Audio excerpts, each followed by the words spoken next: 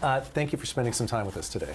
For people who don't know, what are your main functions here as the Consul General? What's your main job in San Diego? My main job is to protect the rights and the interests of Mexicans who live in the county of San Diego. I am also expected to promote the image of Mexico and the prestige of Mexico in San Diego. In general, what I like to say is that my job is to promote binational ties and cooperation between our countries at the federal, state, and local level. But at the same time, my job as consul, as any other consul in the world, regardless of their country, is to protect the rights and interests of my nationals here. So, for example, we have people who every day go to prisons and hospitals and interview Mexicans in dire straits and help them return to Mexico or help them get in contact with their relatives or get help in terms of legal advice, right? Our job as well is to provide IDs. The travel document by excellence is the passport. We issue passports here for Mexican nationals who live in the area of San Diego and California in general. We also issue testaments, powers of attorney, birth certificates in case you have a kid in the US, you are a Mexican national and you want your kid to have dual nationality, not only American nationality by birth, but also Mexican nationality because of the blood of your parents. You can do that here. And we also do promotional events. We promote Mexico. We promote the prestige of Mexico. Or we are promoting a program, a scholarship program. We are raising the funds to help students of Mexican origin get to college. What are the biggest issues that you see day to day people coming to the consulate for? Where's the greatest need for help? There are approximately 12 million who were born in Mexico, but of those, a bit less than half are undocumented. The average is 10 plus years living in the United States.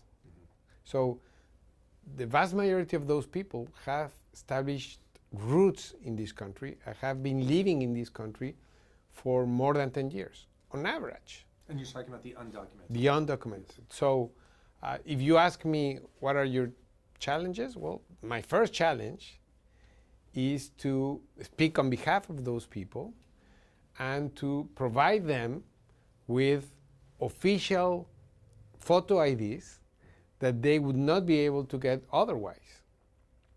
So, for example, a passport or a consular ID or an electoral card, Mexican electoral card. Those are official documents, photo IDs, that California requires if you want to get a driver's license and you are undocumented. So my first job is to make sure that they can identify themselves. Then also a big challenge for that very vulnerable population is they make sure that they know their rights, that in case they have troubles with the law, with authorities, with a hospital bill that they have to pay over time, if they need a medical home because they don't have health insurance. That's what the consulate is for, helping them navigate the system, either helping them find a medical home through our Ventanilla de Salud, or setting for them an interview with one of our consultant attorneys to give them general legal advice about what their situation is or their options are regarding of whatever problems they have. To represent and protect the interest of those most vulnerable Mexicans is perhaps the greatest challenge for me and in general for the 50 consulates that Mexico has all over the U.S. You've been in the United States for more than 30 years, or you have experience in the United States more than 30 years. From the 80s, you had posts in the United States. Are those challenges, taking care of the rights of Mexican nationals who are in the U.S., is that more difficult now than it was back then because of the political climate we have these days? Yes and no. Yes, I have been in the Foreign Service for 35 years. I have going back and forth between assignments in Mexico and in the U.S., but throughout my career, it has been Mexican communities in the U.S. I graduated from USC towards the end of the 80s, and immediately I started working at the Mexican consulate in Los Angeles. And I can tell you, back then, we didn't have the resources that we have now.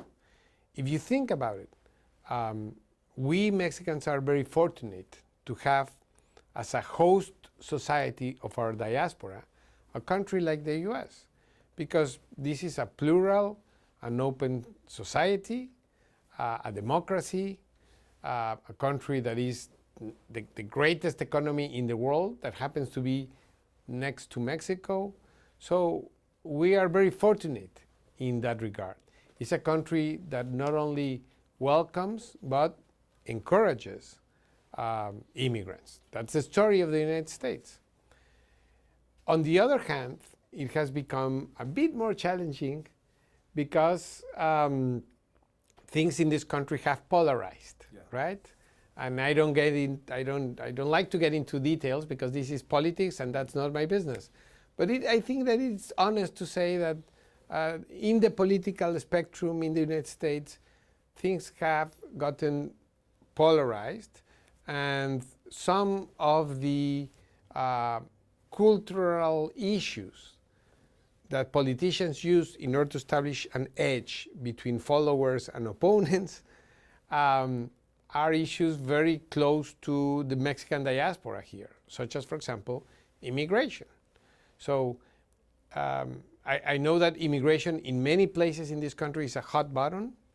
So in order for me to perform my job of protecting the rights and interests of Mexican nationals, I have to be very careful about those discussions that are very domestic, very internal. But at the same time, I have to be very firm and very active and very engaged because my job as well is to protect the rights and interest of Mexican nationals here according to international law. What do you think about the perception? So there's the national rhetoric, right? And there's some pockets of it here in San Diego, but when you look at the national rhetoric, the perception, the projection of what migration is and it being a negative, and the reality of what San Diego is day in, day out, how far apart are those two realities? The reality that's being projected by people looking to create those wedges and what we see happening in San Diego every day? Unfortunately, I see a difference. I see that sometimes reality is divorced completely from the political rhetoric you are talking about. I do think that San Diego depends on the talent that they bring from abroad. For example, in the biotechnology cluster, in which San Diego is a powerhouse, you need to bring the most talented from all over the world to work here, and you are being very successful in that regard. But you also need workers, so-called unskilled workers, that could fill the openings that your economy is creating and that nobody is filling up. The fact of the matter is that on average, an undocumented Mexican living in San Diego has more than 10 years living undocumented here in this country. And if he's able to stay here for so long, is because there is a great demand for his skills and his work. That's why I see that gap between the political rhetoric and reality. Studies after studies have shown that the regions that are most benefited the regions that grow the fastest are the regions that receive immigrants. And that is true here, and that's true all over the world. Fortunately, San Diego and California in general are open societies, are welcome immigrants. The vast majority of people in this state and in this city welcomes immigrants. There is certainly the need to adjust immigration laws of these countries in order to get it closer to the realities of life and the need of labor in this country. But fortunately, what I see in San Diego in general is people who understand these regions and these countries' dependence on immigrants and understands the importance of welcoming them. And that interdependence, I mean, it's the people who have come here, like I said, 10 years plus. There are a lot of people who are productive members of society living here. But it's also, there's a growing and more complicated interdependence in the regions officially. For tourism, how much deeper is the relationship between San Diego and Baja than it was just 10 years ago? I think that the best example I can share with you is what is happening every day at the border. You see people waiting in line every day trying to cross to the United States. According to official data from CBP, 78% of all the people who cross San Isidro coming south to north, 78% are commuters, which means they sleep over there and they work here. And 41% of the total people that cross every day, 41% are global entry or Sentry riders, trusted, frequent travelers that have a card that facilitates the crossing. Just let that sink in. Yeah. It means that the vast majority of people who uses the San Isidro port of entry are U.S. Citizens or green card holders who live on the other side of the border because of different reasons we can get into, but work here in San Diego, contributing with their work to the prosperity of the whole region. How do we facilitate that daily participation of a key labor force for the prosperity of San Diego and Tijuana, Baja California, and California? That's the main obligation of governments. That's why a new port of entry is being built right now in Otay 2, towards the east of Otay, to facilitate those crossings. I always say, this is not the only reason, but it's useful to understand the interdependence between our regions. I always say that the affordable housing area of San Diego is called Tijuana. People are going there to live there, people who are U.S. citizens, people who were Mexican nationals or naturalized or green cards. More and more, it seems, are moving south of the border. Is that causing problems in Tijuana as far as inflating housing costs there, or is it creating opportunity in growth in construction and new housing? What's the impact like at this moment? Well, it creates challenges and opportunities. In terms of opportunities, yes, of course. Those people going and purchasing homes over there and staying there for the weekend and traveling to Valle Guadalupe and enjoy a good wine, those people are creating jobs. And we take care of them, and we want to protect those industries. The construction industry in Baja California is booming. But it also creates challenges. For example, nobody here in San Diego thinks about gentrification in Tijuana. But using Tijuana as affordable housing for San Diego is creating gentrification in Tijuana and is pushing people towards the neighborhoods surrounding the city and to other cities. It's creating infrastructure challenges, urban challenges for a city like Tijuana. So I think you get both things, and the challenge, of course, is how can you unleash all that potential and all those opportunities, and at the same time mitigate the costs that inevitably will come with more and more economic integration. Let me come back to the biotechnology powerhouse that is San Diego.